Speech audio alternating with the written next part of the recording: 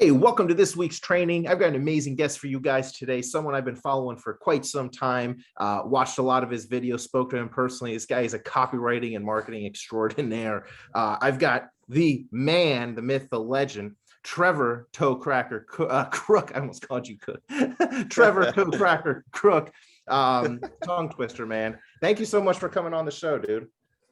Hey man, a pleasure to have me on. I know you invited me a while ago and I was like, I'm just not doing podcasts, but obviously now I have a podcast. I've changed my mind. So it's a pleasure and you can turn the tables on me.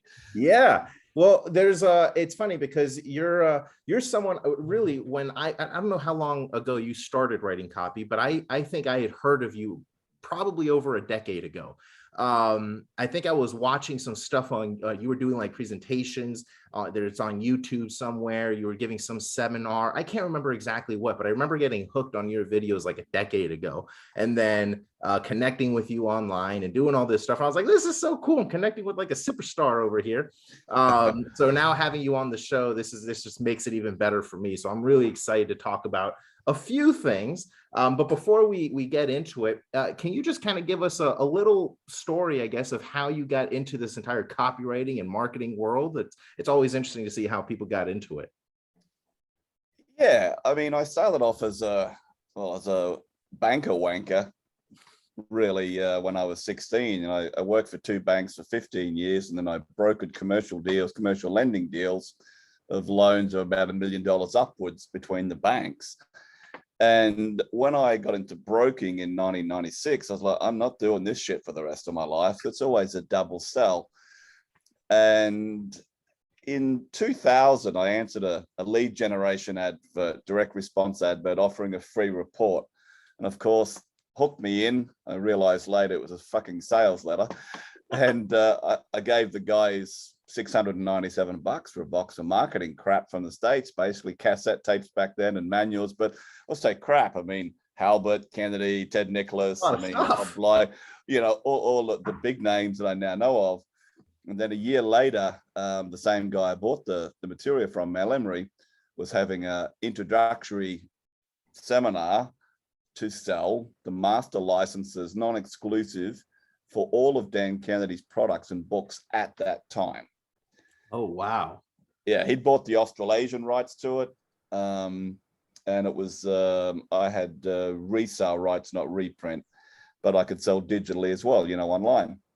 And so I listened to the seminar, and my then wife was with me, and I was, still reeling from the first divorce and, clawing my way back out of the shithole. And so I called him up the next day because he'd said he was staying in Brisbane, where I lived at the time, for a couple of days to see his daughter. So I called him up on his cell phone and I said, hey, Mal, I was at your seminar last night. Can I come and pay you for a couple of hours of your time? I'm not sure what I want to do when I grow up. And he said, sure, bring a check for $750. And I was like, okay. So I went in and we spoke about my background, et cetera, et cetera. And I had a crack at writing, a little bit of copy. It really sucked, but I showed him what I had. He said, definitely not for any paying clients. And, the salesman then he said, well, you should give this license a go and look at, getting into copywriting. And I said, well, it's $25,000 and I don't have that. I said, but I still have my, one thing I kept from the divorce was my platinum Amex. He's like, I'll take that. And, being a master set, it's not like it's all online. I had to wait 2 weeks to get my master set. And, with an Amex bill, it's due, a month after they give you the bill, right? So it's like, what's the worst thing they can do? Give me bad credit rating. And then I got the master set and I was reading my Sunday paper again. I see this advert for a business and franchising expo in the next week in my hometown. I was like, all right, I call them up. What's your smallest booth? They said 3,500. I said, do you take Amex? They said, yes. So I'm in the hook for 28.5 grand. And then by the time I had some bits and bobs, there was about 30,000 I'd put into this risk of me becoming a copywriter. And so I really studied Kennedy's magnetic marketing kit, especially what he said about trade shows. You're not there to sell, you're there to collect names. Oh, right? That's an interesting way of doing it. I've never heard of that. Build a list. Yeah, you're not there to sell. You're there for lead generation, get names and addresses. Because a lot of events, some events you'll get all the lists by having a booth. A lot of them you don't. You've got to do your shit. So I was like, well, I'm just going to focus on what he said to do. And I managed to clear the Amex bill when it was due. Wow. Within like 2 weeks? Yeah. After you're getting, holy crap. Pretty much. And then, by the time the bill come, I was able to clear it from product sales, right? And selling packets, selling kits. And I gave them 3 options, boom, boom, boom. And then out of one of those, I picked up my first ever copywriting client, and I charged him $10,000 for it. First ever sales letter. Wow. Okay, real quick. So you invest like 25 something thousand dollars to get the ability to resell these products from Dan Kennedy, right? Mm-hmm. You invest like another few $1,000s to get a booth where your job was to do lead generation. You weren't even trying to sell them right there. You're trying to just collect information. And then from that, you closed a $10,000 copyright. And that was like your first real copywriting project? Yeah, I closed. That's incredible. I can't remember the exact amount, but I closed over 30,000 in package sales, and then I picked up him as a $10,000 copywriting client, and I picked up others from that one event as well. And I wrote several letters for that same guy. But for those of you who love or hate the movie The Secret, he was predominantly on there. I'd say, thanks, as he said, your letter got me a lot of sales. It generated, last time I checked, was about 2009. So 8 years later, he'd sold $13.98 million worth of that particular product that I wrote the sales letter for. Now, of course, my copy helped him. It didn't do it all for him. He still had to do the work and everything else. But then, he was the Aussie guy on the movie The Secret. It always finds the car park. And David since passed on, but I wrote a few letters for him, and they seemed to be pretty successful. That was my introductory, level to copywriting. It's like, what gave you the balls to say $10,000? And I love this because there's very few. Whenever someone is starting out in really any business, but let's just say copywriting, they're like trying to get like $100 deal or something, or a $200 Facebook ad or email or something. You went right for the jugular for 10 grand. Did you have any like how did you come up with that number? Like, where does this come from? How do you get the balls to do this? I love it. How do you do it? Yeah, well, it was quite simple in reality when, upon reflection, when you asked me the question. So he had paid another copywriting firm, like an agency, direct response agency, $10,000 to write what he got me to then write. And he hated the copy so much, he refused to run it, but he still paid them. Right. So I'm like, well, fuck it. If he's paid them 10 grand and doesn't run it, I'll put my big boy pants on, brass balls, factor a la Dan Kennedy, and quote him 10,000 with a serious face, and offer him a money back guarantee if it doesn't work, or rewrite, depending which one he wanted.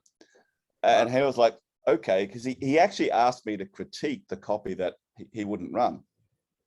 And you're like, this shit needs to be scrapped. We just need to start. We just need to do it all. Yeah, and I'm just like, he knew I didn't bullshit him that I was new to the game, but I said, just from what I've understood so far, there's problems with this. And so it was an offline. It was all direct mail back then. Yeah. And so he paid the money up front, and I set about writing this copy, and I sent it over to him, and it was sort of early December. And now in Australia, the main sort of spring break holidays, depending on private schooling or public schooling, end of November. Kids go back to school third week of January.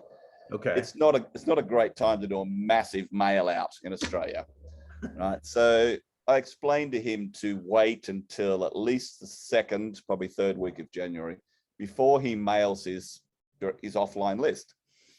Anyway, he thought he knew better.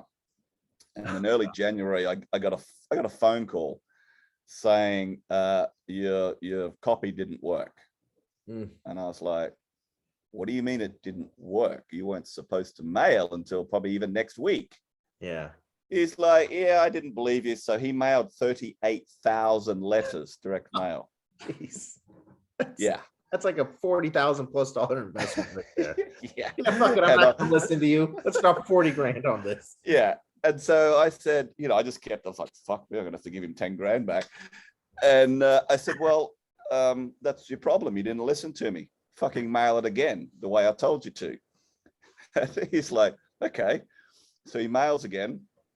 And then a few weeks later, I get a phone call. He was in Brisbane we'd done his introductory, he used to do like a 3-hour event to sell his $3,500 stock market course at the time. Gotcha. And he's like, can I buy you lunch? And I was like, oh, I guess the letter work did it. And he said, yeah. He said, last night in Brisbane, we had 177 people. We turned people away at the door. It was already over capacity. In Sydney, the night before, we had 200 people in there, and we turned people away. Now, the good thing about this guy was he knew his numbers. He had an accession model, right? His initial entry was $150 plus tax. When he hired me, it was $99. He couldn't put bums in the room. He wanted to charge $150, but he knew that he converted 30.8% to his $3,500 level. Wow. So he really knew his numbers there. And then 12% to his next course, which was about $6,000. I only ever based numbers on the first two levels, but ineffectively he did 558,000 in gross sales from those two nights. Wow. Yeah, that was the start of it. And then he hired me to write the copy for him. So when you're doing this stuff, I mean, this is like I always see copywriters right nowadays that are always struggling to find clients. Not all of them, but there's a good chunk of them. And one of the things that I've always wondered, I'm like, there's so many ways you can cold message people, you can run ads, you can go to a seminar, but you like have like the best story ever because you did the hard work, you invested actual money and took a risk, you put stuff on a credit card and really like did the work to get the client. And I'm curious, what did you do after that? Because that seems like almost like your first big win, right? I mean, you get into this business, you do the booth thing, you close some sales, then you get a nice 10K deal. The client actually ends up getting some results from it. How did you build off that to start to becoming the ToeCracker you are today? Were you ToeCracker? And first off, where the heck did that come from? Because I love the name. Well, actually, ToeCracker came from a client, an 8-figure a year client. I think they're 8 figures, not 9. The year before. So when in 2001, I'm brokering deals between the banks, but I started to do a little bit of consulting, especially once I got armed and dangerous enough with what I'd learned in that box of marketing crap I mentioned before that I'd bought. And I was like, you know what? I've been studying this stuff. How about you sort of test this and you test that?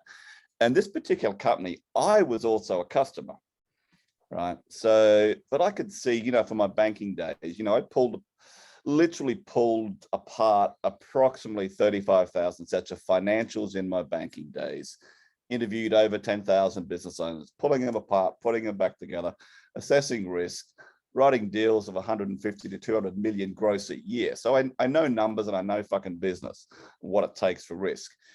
And so I'm basically kicking them in the ass verbally. And so I basically wake the fuck up, right? And then they had a $900,000 overdraft limit, which was hardcore at 900 grand. They had no working capital because the parent company was sort of siphoning the profits, right? Okay. Yeah. So, and I got that from, my banking days. And I said, look, I'm going to leave you with this one marketing tip that I didn't invent. And it's simple. Increase your prices 10% overnight and 95% of your customers won't leave you. Right? We all know it. And I said, and I'm a customer and I'll happily pay 10% more for what you sell. And left it at that, And literally a year later, I just literally getting set up with this copywriting gig, office and all that sort of bullshit. And I get this unsolicited testimonial letter basically saying, thanks to you for pointing out our juvenile ways about doing business. We look forward to Mondays, blah, blah, blah, blah, blah. And thanks to your ToeCracker ways, we've solved our cash flow problems. And I'm like, oh, ToeCracker, I like that, right? So, because one of the things I heard on one of the early tapes was just create your own voice, right? Whether you're a copywriter or a business coach or whatever it is, just create your own voice. Don't try and be like somebody else, right? Yeah, I love studying Dan Kennedy and Gary Halbert and Ted Nicholas and Drake Bird, but I wanted to create my own voice. And so I used that, and I called him up. I said, I'm curious, how much did you solve your cash flow issues? And he said, well, when you kicked our ass, we had an average hardcore debt of 900,000 every day. And today we have about $750,000 cash at bank every day. Wow. What a game changer. Yeah. So, that's where it came from. And then to answer the next part of your question. So look, I just literally studied what Kennedy said to do: run small lead generation adverts, drive them to a toll-free recorded message, offer the free report, put them into a 3-step direct mail sequence. That's all I did. I started testing adverts, finding out, what worked here, what worked there, what didn't work. And that was it in reality. And here's what's interesting, right? When you're starting out and you don't have any testimonials or proof, it's hard to close deals, right? Especially at a decent fee. To my advantage, I had the usage rights to Kennedy's testimonials, right? Yeah, bingo, the light bulbs got off, right? And a whole bunch of sales letters and adverts that had been written. So I just plug and play, right? Until I started to get some results myself, and then I could build my proof in it. People don't give a shit what name is on the product or who produced it. This is what I found. All they care about are the results they get from it. So I was selling a bunch of Dan Kennedy packages, right? But under my business at the name, so the testimonies are coming to me, the guy they bought it from. Yeah. Right? And so where a lot of Dan's products, like his copywriting course, etc., would offer a free critique and a 30-minute mentoring session or 1-hour mentoring session. Well, I swapped those out and I would do those. Smart. Right. Yeah. And then, I'm selling basically, I found the sweet spot was 997, the old yes or yes. Shitty offer 698, right? Which nobody wanted. Probably 1.5% of people took me up on that over the years. They all took the 997. And then the ones that would use the critique or use the mentoring session became higher paying copywriting clients. So in effectively, that was my low offer at 997, not a $37 ebook or $97 product, right? And I'm just targeting business owners, right? And then I started to use what was being banned in America at the time, was still legal in Australia, and that was broadcast fax as well. Oh, genius. Right. I had a 1-page broadcast fax that I would, I'd get the guys to send a couple of thousand, faxes out, and I'd pick up the leads and get them on a call and close the shit out of them. So when you were advertising on, this is so cool because there's a lot of copywriters that, and I keep going back to what a lot of copywriters do, because I know that's a lot of the people that listen to this, but a lot of copywriters understand marketing. They know how to write copy, but they, for some reason, many of them don't use those skills to market their own services. It's like, man, about lead generation, about running an ad or doing all this different stuff, but why aren't you doing it for your own business? And you're the perfect example because you did it for your own business. You grew a copywriting business by using copywriting and marketing strategies to do it. I'm curious, when you were doing a lot of these small lead gen ads, were you placing them in like business magazines or something like that? I'm curious how you got in front of the right audience. Very, very good question. So I know in the States you have in a lot of countries across the world, you have those sort of free community newspapers. And right. And so I wouldn't run ads. I'm going to bring this back. I'm going to be, I'm taking notes. I wouldn't run the ads in the classified section, well, obviously, which is cheaper. But in my local catchment area, which was Southeast Queensland at the time, there was 17 weekly free newspapers. And of course, the newspaper rep wants you to go in all 17 because it's cheaper. And I stupidly did that the first time. And then I'm tracking. So I got it down to three newspapers where I got the best leads from consistently. So I'd run these small, 5x1, which is probably in the US 5 centimeters by 1 column, so about 2 inches by one small column. And I would run these ads in those 3 free newspapers, but I paid for loading. I understood to get my ads on page 3 and pay 50% more visibility. I would consistently get 5 good leads from those 3 small lead generation adverts and close 3 at 997. Oh my God. Yeah. And so even the telephone script. So when I got the, part of the licensing package, there was various telephone scripts for the free recorded messages. And, the sort of rule of thumb was unless 80% of people leave the details wanting the report, then there's a problem with the script. Either it sounds too canned or whatever reason. I would get an average of 90% of people leave their details, which, was pretty darn good, right? That is pretty damn good.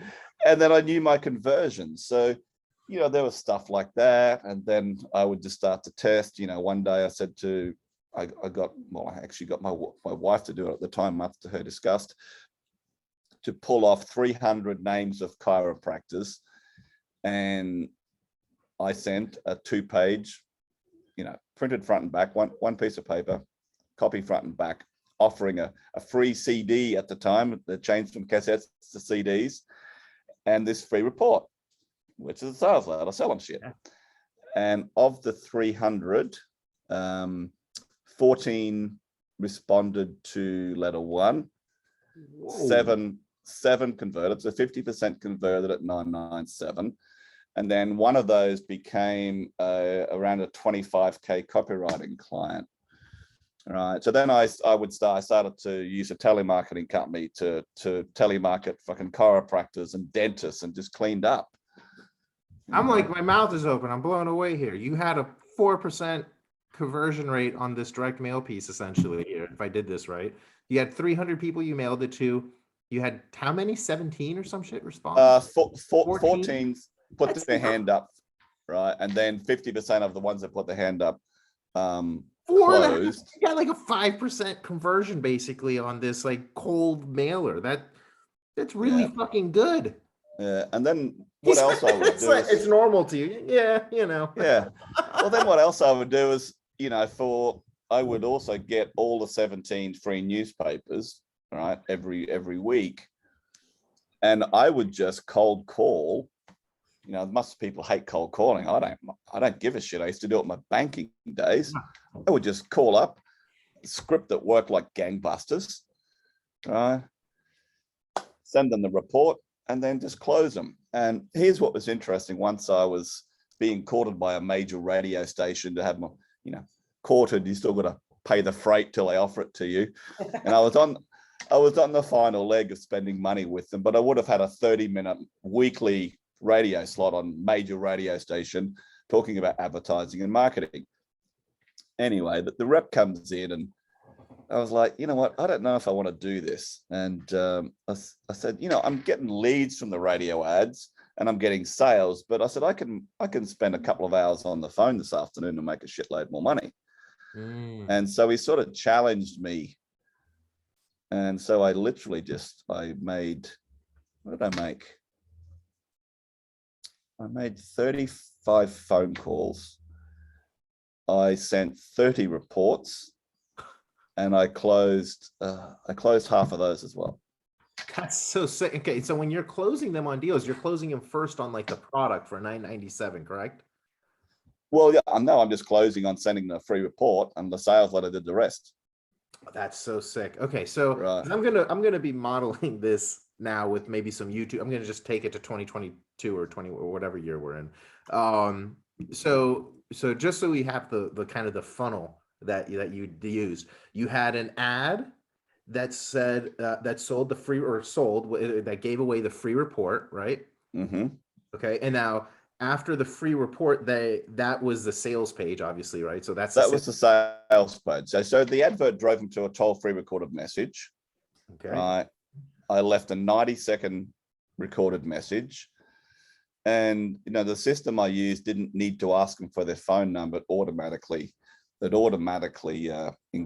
recorded that. And then they would go into the 3-step direct mail sequence over 30 days.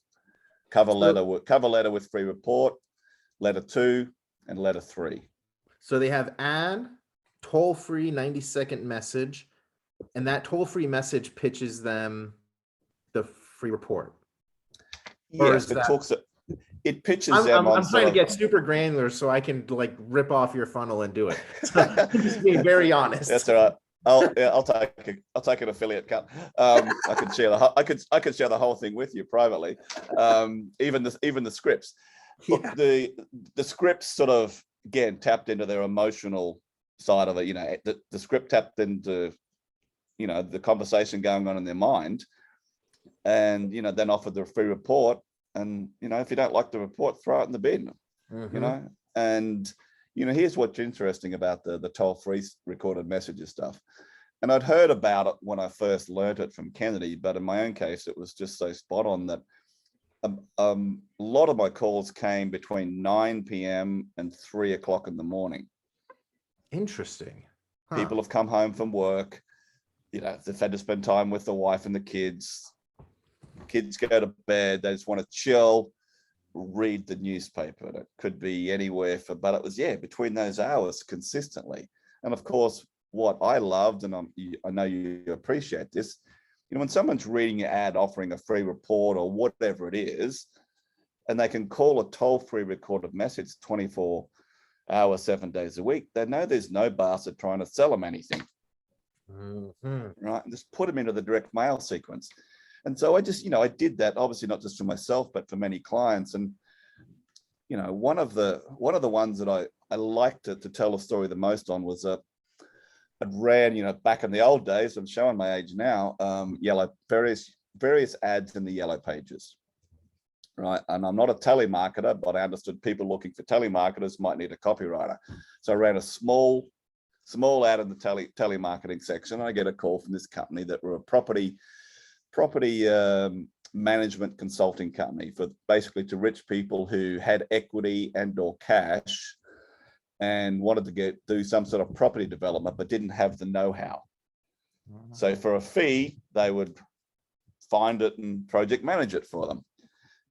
And so I met with the owner, who was definitely very flamboyantly gay, right? And he used it to his advantage. He had ripped tight black shirt, stove, you know, black tight jeans, and about $1 million worth of gold and diamonds and bling on him. Wow. And so, you know, people that typically, even him, he had services that were he was paying the ass clients charging too low. And he had, I think, a $5,000 level, sort of that, you know, mum and pop who wanted to buy a property for 50 grand, do a quick flip on it, make, you know, and they were the biggest pain in the ass clients. And then they had, I think from memory, because it's going back a while ago now, a $25,000 level and a $75,000 level. They were the upper echelon, the 75K. And so me being an ex-banker and doing a lot of construction and development funding, I understood exactly what they're doing and the risk and all that sort of stuff. So they hired me to create effectively a complete offline direct mail package. Same thing, lead generation advert, toll-free recorded message script, free report with the 2 follow-up letters. And so I gave him the proposal, and that was fee plus royalty. And he came back and said, well, how about I offer you less upfront as the fee, but a higher royalty for a certain period. Now, what I was charging was good. So I was like, yep, I'll take that risk, because I was very confident this was going to knock it out of the fucking park. Yeah. Babe Ruth home runs, right? By the time I presented the sales letter to them and I went through it, the 5,000 offer had gone up to 25,000. The 25 had gone to 50, I think. The 75 I put up to 100 grand. I said, and by the way, there's going to be a small percentage of those people that pay you 75 grand that will pay you $250,000 up front. And he's like, really? Wow. And I was like, yeah. And that's what happened. I mean, he had people jumping out of the woodwork to give him $250,000 up front. That's unbelievable. Right. And I said, so I was curious. He said, look, you know this, I know this. A lot of copywriters don't get it. Understanding the angle of what my copy was meant to do. My copy was not designed to get the sale. My copy was designed to sell the appointment because he knew he could close. And I said, okay, well, how do you close? And he's like, it's very simple. He said, this husband and wife come in, they've got, equity or assets out the razoo. And all the wife is doing is looking at all my diamonds and bling. And he would say, you can have this too, love, just sign up, literally. And yeah, it was a very nice little royalty deal, that one. And, but here's the thing. I know you do it, right? When their offer came to me, I felt it was weak. And they either had to piss off the 5,000 mum and pops or charge them a shitload more. And so I changed the offer completely, spotted that if people are paying you 75, they'll pay 100. There's going to be a smaller percentage as well that want to do that multi-million-dollar deal, and will happily give you $250,000 up front. Right. I said, but you need to put a risk reversal guarantee in there as well. So, but that was all just following the same principles that I'd studied and learned myself. And, what's interesting now is I get people say, well, that was back then, does direct mail still work now? I go, fuck yeah, of course it does. And less clutter. Got a lot of proof on it. And last week, I think we dropped on Barry's in my podcast, Herbert Lawns. And he was a lawn boy that I wrote copy for back in 2010. He started when he was 12, skinny, pimply-faced kid, hasn't stopped. And he was mailing about 1 million pieces of direct mail a year of the copy I wrote for him. Wow. Why? Because it worked. Right. Because it worked. And he was telling he just sold off the mowing division. He didn't say how much, but he smiled, said he could retire. And I'm guessing it's high sevens or maybe even 8 figures, because that copy and him sending the mail helped him grow to the biggest in Colorado and one of the top 10 in the whole country of the US. And now he's still doing direct mail. He sold off the mowing division, kept the maintenance side of it, and he's just modeling the direct mail. It's still working. But I love direct mail. That's why, the other week I hope people think direct mail is dead, because there's just so much opportunity out there. And some of Barry's and my clients are doing it like hand over fist. 25. One of our landscaping guys, they sent out 40 letters, my letter with a magazine in December. They closed 55,808 pounds from 40 letters. Just on letter 1, they got their ass kicked for not doing letter 2 and letter 3. And then they sent out 25 letters in January and pulled another 62,000 pounds in gross. Wow. And they get about 50,000 profit on those jobs. So direct mail is still very much alive when you know what you're doing. Yeah.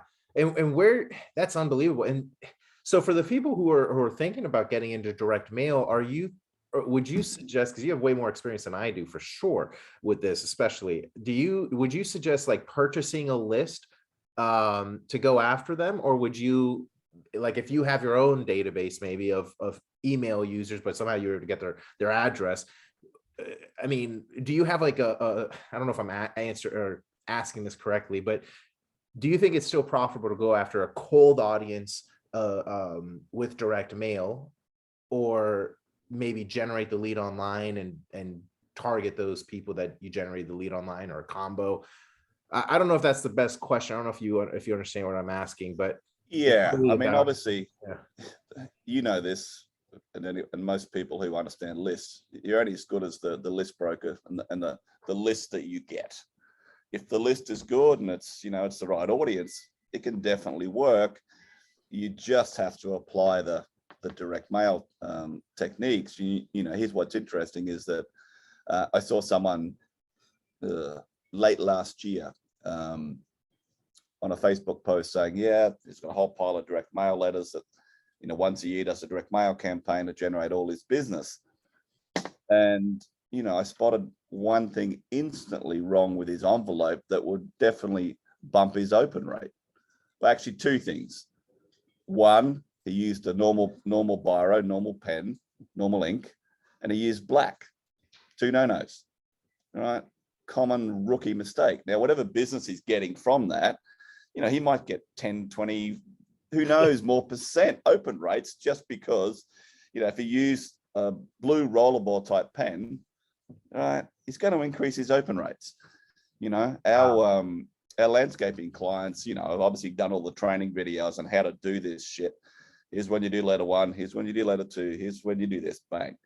And I gave him 2 options: white envelope, blue rollerball type pen, or you're targeting higher level prospects, a black linen envelope with a silver Sharpie. Ooh. Right. And that's just it. It stands out. Wow, this looks, even though it's cold, it's lovely mail. It's got a magazine inside, right? Yeah. So little things like that. So, that's where. This is so good. Do you have a course on direct mail yet? Because if you don't, not yet. I mean, I do sort of. I do within my copywriting course, yeah. But I need to sort of update that. I was actually thinking of maybe doing a direct mail event. I think that's a great idea. Really ripping into this side of it because, I've got so much proof on the direct mail. There's so many people, I think, that have successful 7-figure plus offers that they've done like on ClickBank or, oh no, can you hear me? Hello. Lost your audio. All right, guys. So listen, we are back. We have we had a little technical issue with our stuff, but I really wanted to make sure that you guys were able to learn more from Trevor. He's literally one of the best right now, if not the best, with direct marketing and direct mail. So if you're interested in learning more about direct mail, copywriting, or Trevor in general, I highly recommend you check him out. I'm going to give him a little point so he knows. I'm going to like point my finger at him in this camera so he knows to let you know where to go. So. Well, we're back to that level of we're copywriters, so we could just write this freaking podcast. So, mate, thanks for having me on. And yeah, I'll talk to you more about the DM stuff. But we got a few tricks up my sleeve that you might like to talk about privately. Yeah, absolutely, guys. Make sure you add Trevor on Facebook, and if I get a link from him, I'll make sure I get it and I post it so you guys can find it. Thank you so much, guys, for listening, and I'll see you on the next one.